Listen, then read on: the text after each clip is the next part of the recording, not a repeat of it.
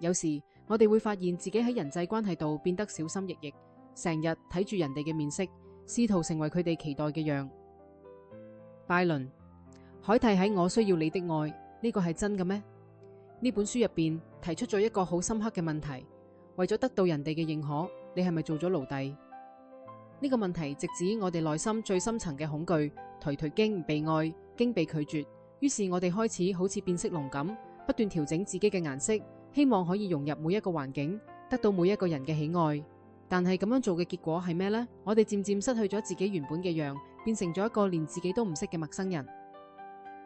當我哋成日迎合人哋嘅期待時，其實係喺度話俾自己聽，我本來嘅樣係唔夠好嘅，我必須變成人哋想要嘅樣先值得被愛。呢種想法令我哋陷入咗一個永無止境嘅循環，因為唔同嘅人對我哋有唔同嘅期待，我哋永遠冇辦法滿足所有人。更痛苦嘅係，即使我哋成功戴上面具，得到人哋嘅讚美同愛意，內心依然覺得空虛同埋唔安。就好似拜倫、海蒂所講，你努力變成某個唔係你嘅人，然後當佢哋同你講我愛你時，你冇辦法相信，因為佢哋愛上嘅只係你裝出嚟嘅嗰個人。呢種感受係咪好熟悉？當有人稱讚我哋嘅時候，我哋心裏可能會諗，如果佢哋知道真正嘅我係咩樣，佢哋仲會愛我嗎？呢種愛建立喺虛假嘅基礎上，就好似喺沙灘上起屋咁，睇落好靚，但係隨時可能會冧。我哋花咗咁多精力去維持一個唔真實嘅形象，但發現咁樣得到嘅愛反而令我哋更加唔安全，因為我哋知道呢份愛係有條件嘅，一旦我哋露出真面目，呢份愛可能就會消失。更諷刺嘅係，我哋往往喺度拼命追求一啲本來就屬於我哋嘅嘢。拜倫、海蒂提醒我哋，當我哋努力想得到自己已經擁有嘅愛時，就為自己起咗一座監牢。咩意思呢？其實愛一直喺度，唔理係嚟自家人、朋友，定係嚟自我哋自己內心深處嘅嗰份完整感。但係因為我哋被恐懼同唔安全感蒙蔽咗雙眼，所以睇唔見呢啲已經存在嘅愛，就好似一個人企喺陽光下，但一直喺度揾光明咁。我哋為咗得到更多嘅愛，設定咗各種條件同標準，限制咗自己嘅自由，亦限制咗愛嘅流動。呢種追求反而成咗我哋嘅枷鎖，令我哋冇辦法享受已經擁有嘅美好。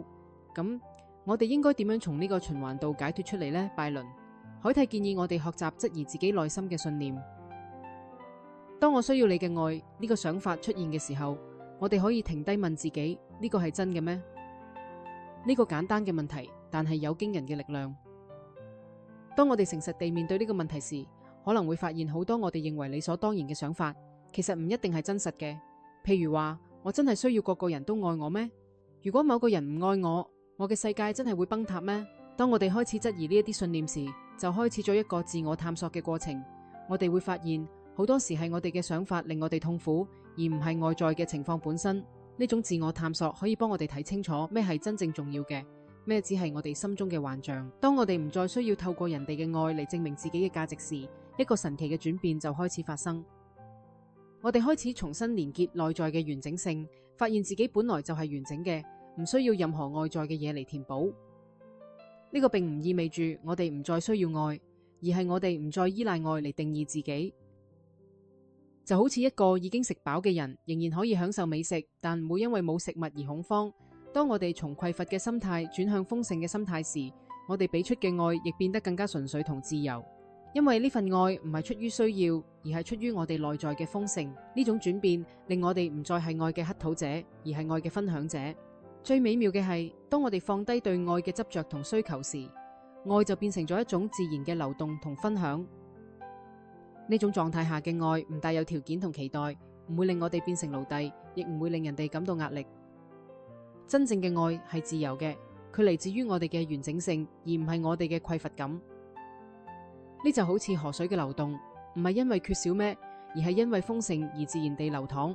當我哋活喺呢種狀態中時，我哋既能夠真實地表達自己，亦能夠真心地欣賞人哋。我哋唔再需要戴住面具，亦唔再需要人哋戴住面具嚟愛我哋。呢種愛係自由嘅、真實嘅、冇條件嘅。如果你發現呢啲分享對你有幫助，亦歡迎你分享俾身邊有需要嘅朋友。願你喺接下嚟嘅日子度揾翻內在嘅完整同自由，讓愛成為一種自然嘅流動，而唔係一種需要。